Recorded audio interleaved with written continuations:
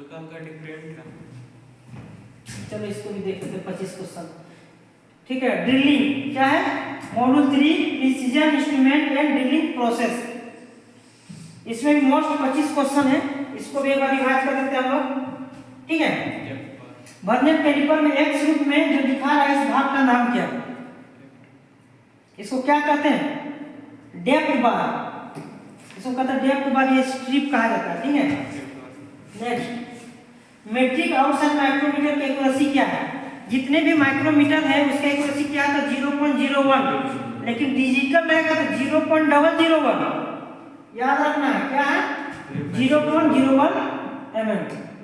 देखो vernier caliper का list out पूछेगा तो 0.02 mm। ठीक है, ये सब याद रखना है। उसका कौन सी ड्रिलिंग मशीन स्पिंडल हेड को कॉलम के पास और दूर कहा जा सकता है?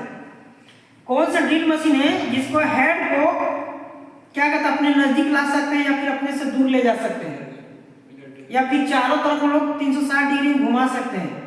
वैसा ड्रिल मशीन का नाम क्या है? Radial drill machine, drilling machine. यदि स्पिंडल को केवल एक ही दिशा में घुमा सके तो ड्रिलिंग मशीन में क्या होगा? यदि सिर्फ एक ही साइड हम ड्रिलिंग कर रहे हैं, सिर्फ एक ही साइड घूम रहा, फिर बैक नहीं हो पा रहा, तो ऐसा क्या प्रॉब्लम हो सकता है? Tapping operation can't be perform. क्या होगा?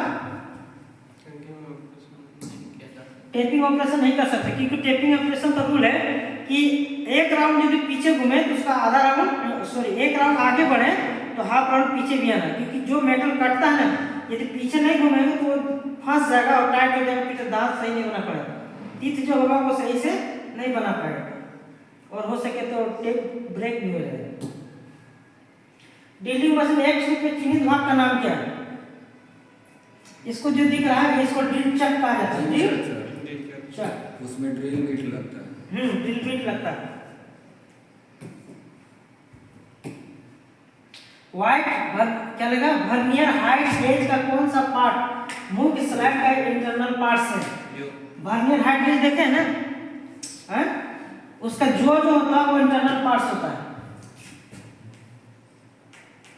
नेक्स्ट, ड्रिलिंग मशीन कौन सा भाग विभिन्न गति प्राप्त करें? ड्रिल मशीन की स्पिंडल को स्लो और हाई स्पीड में घुमाने के लिए किसका उपयोग करते हैं? स्टेप पुली लगाते हैं। स्टेप पुली में ब्लेड क्या मतलब बेल्ट लगाते हैं। ठीक है, स्टेप पुली की वजह से हम लोग क्या करते हैं? ड्रिल मशीन की स्पीड को बढ़ा या घटा सकते हैं। ठीक है, वर्नियर बेवल प्रोटेक्टर स्ट्रोक का अभिन्न हिस्सा क्या है? वर्नियर बेवल प्रोटेक्टर में स्ट्रोक का अभिन्न हिस्सा क्या है? क्या होगा? स्ट्रोक में क्या होना चाहिए?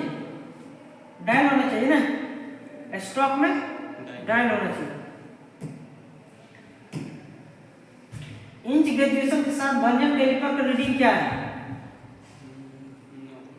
ठीक है, कितना होगा? 1.495।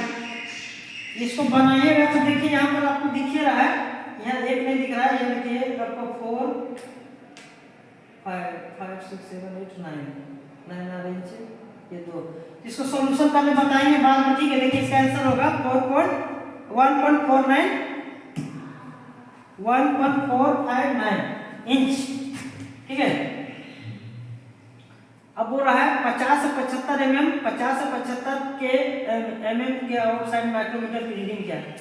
तो 50 से तो शुरू में हुआ, तो 50 से तो देखो अब यहाँ क्या है कि 10 11 12 13.5, तो 50 और 13 कितना हो गया?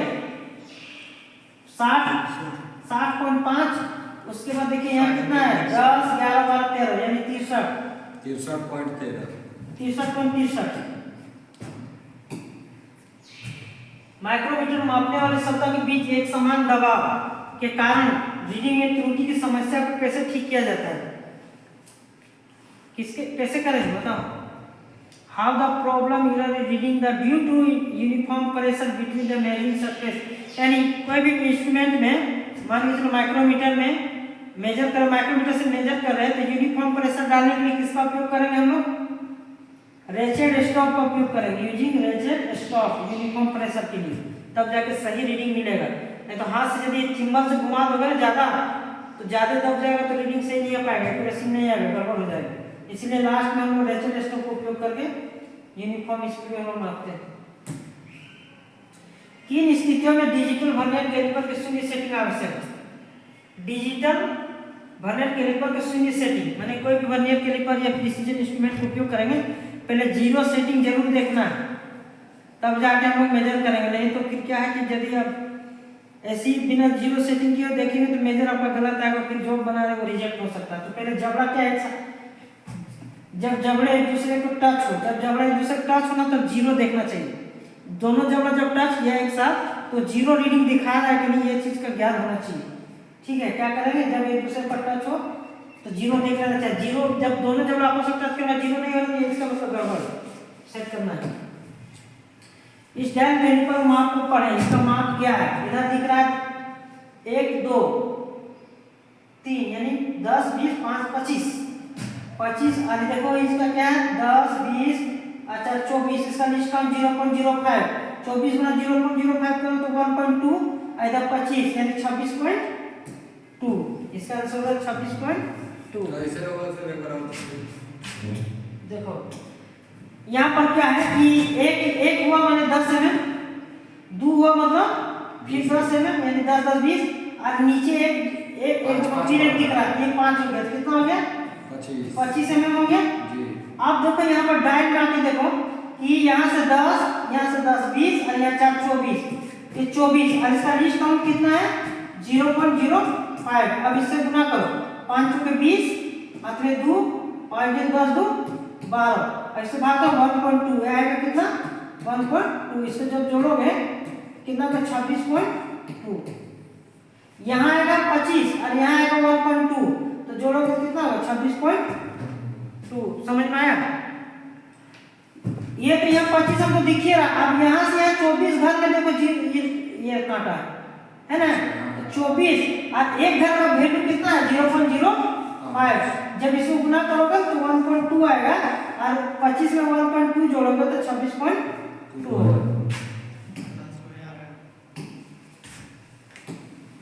उसके बाद देखिए यदि टेप ड्रिल का आकार टेप के आकार से अधिक हो तो क्या होगा, टेप ड्रिल का आकार, टेप जो है टेप ड्रिल का आकार टेप के आकार से अधिक हो तो कौन सी समस्या उत्पन्न है, माने जो होल किए वो बड़ा हो गया, टेप क्या हो गया छोटा हो गया, उसमें क्या होगा थ्रेड बनेगा ही नहीं। क्योंकि हम लोग को मान के चलो कि M10 इसमें क्या आंसर पहले देख लो क्या होगा, टेपिंग ऑपरेशन नहीं किया जा सकता, होगा ही नहीं। अब क्यों नहीं होगा इसको देखो कि मान के चलो M10 में ड्रिल साइज कितना होता है 8.5 और 1.5 जो बता यही है मेरा, इसी में मेरा थ्रेड बनता है, इसी में मेरा थ्रेड बनता है। अब यदि हम क्या करें 8.5 की जगह 10 mm का ड्रिल कर ले, M10 दिया 10 mm का ड्रिल तो कोई पीच के लिए हमें कोई बच रहा है क्या, कोई मेटल अंदर बच ही नहीं रहा तो थ्रेड बनेगा नहीं, क्या होगा टेप अंदर घुस जाएगा और निकल जाएगा। तो टेपिंग जब भी करना रहेगा M10 दिया हमें उससे कम ड्रिल करना पड़ेगा, उसका साइज आपको निकालने के लिए होता है TDS बराबर TS माइनस 2DP। इस फॉर्मूला पर बैठा करके हम लोग निकाल लेंगे drill size, tape drill size, TDS में टेप ड्रिल साइज निकालेंगे तो आएगा 8.5, ठीक है, और फिर हम लोग उसको ड्रिल कर लेंगे, फिर बना लेंगे। वर्नियर कैलिपर की सटीकता क्या, वर्नियर कैलिपर की एक्यूरेसी पूछ रहा है कितना होगा, वर्नियर कैलिपर कितना होगा 0.02। एक रूप में चिन्हित भाग का नाम बताइए, क्या है एनविल,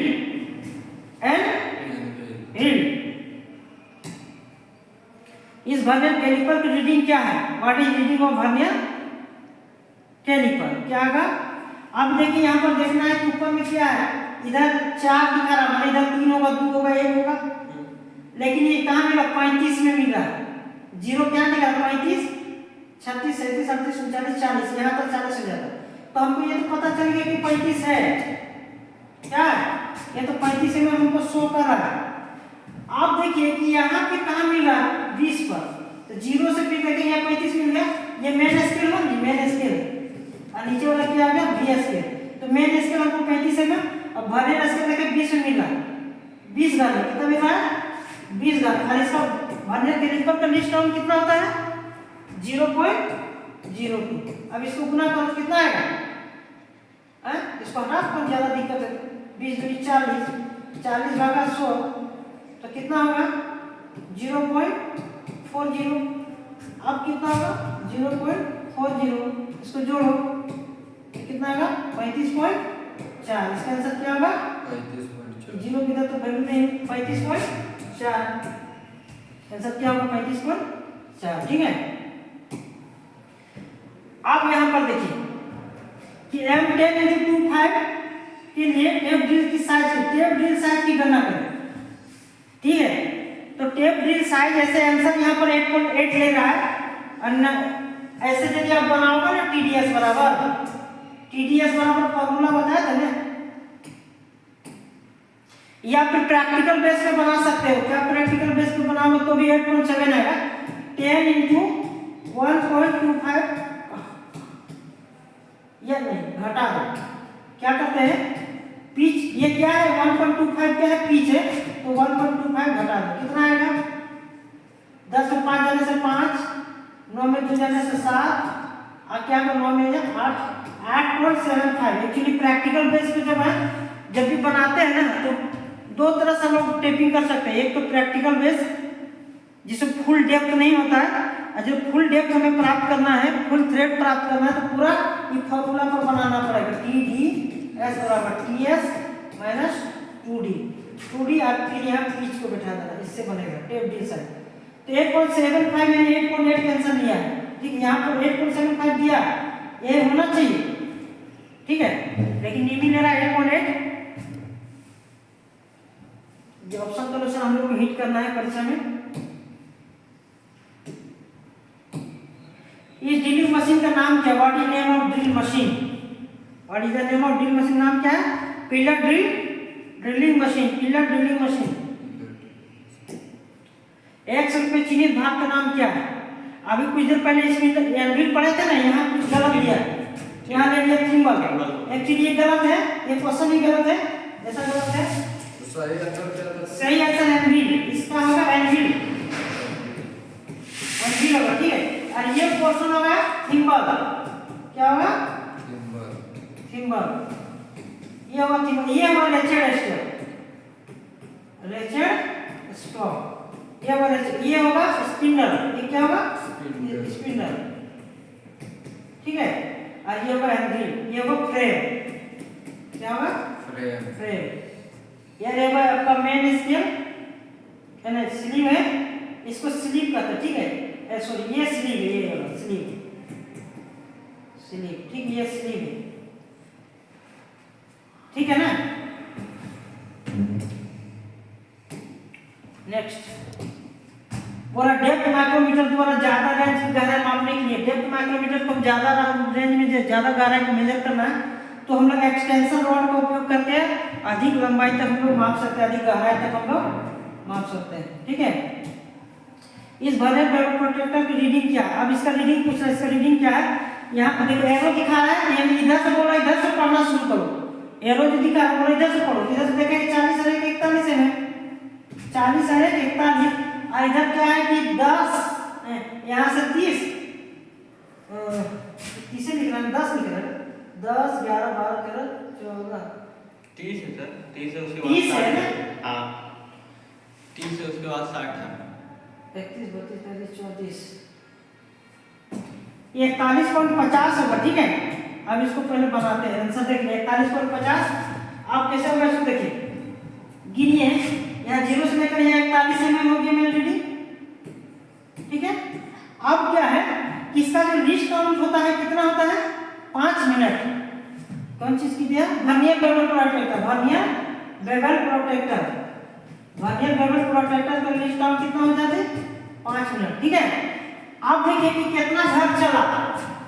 अब घर गिनिए, 1 2 3 4 5 6 7 8 9 10।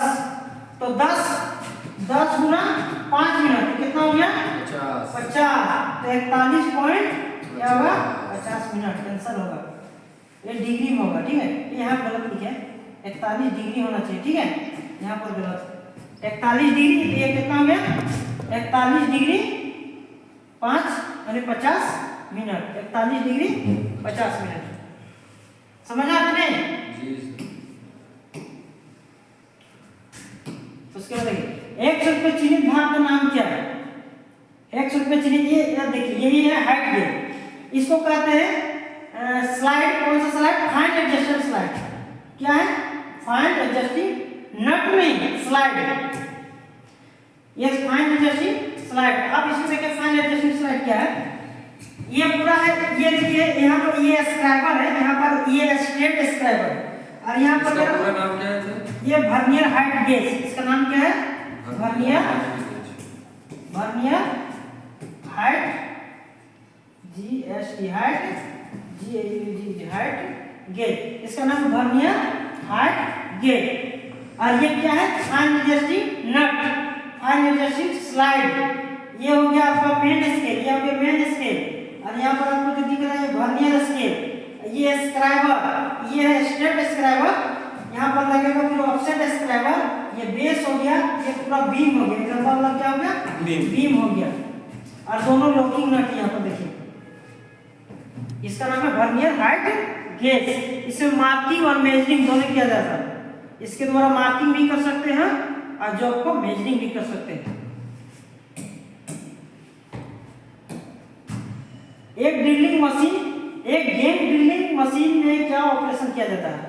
गेम ड्रिलिंग मशीन में क्या ऑपरेशन किया? गेम ड्रिलिंग मतलब माने गेम ड्रिलिंग मतलब एक जगह पर 3-4 मशीन लगाया जाता है और बारी-बारी से ऑपरेशन किया जाता है। सक्सेसिव ऑपरेशन माने सीरीज में ऑपरेशन। ठीक है, तीसरा से क्या कहेंगे? सक्सेसिव ऑपरेशन किया जा सकता है। ठीक है, simple game drilling spindle movement क्या होगी जब स्पिंडल 0.5 mm कोई भी वर्नियर कैलिपर हो उसमें जो पिच कटर रहता है 0.5 mm का पिच कटर रहता है। यदि 0.5 mm का पिच कटर है तो उसका लिस्ट काउंट जो होगा 0.01 ही होगा। ठीक है, 0.01। इस प्रकार हम लोग 24 में 24 क्वेश्चन हम लोग सही किए। इस तरह से सारा क्वेश्चन याद करना, यहीं से परीक्षा में आएगा ज्यादातर। ठीक है, इसलिए आज के क्लास हम यहीं खत्म करते हैं।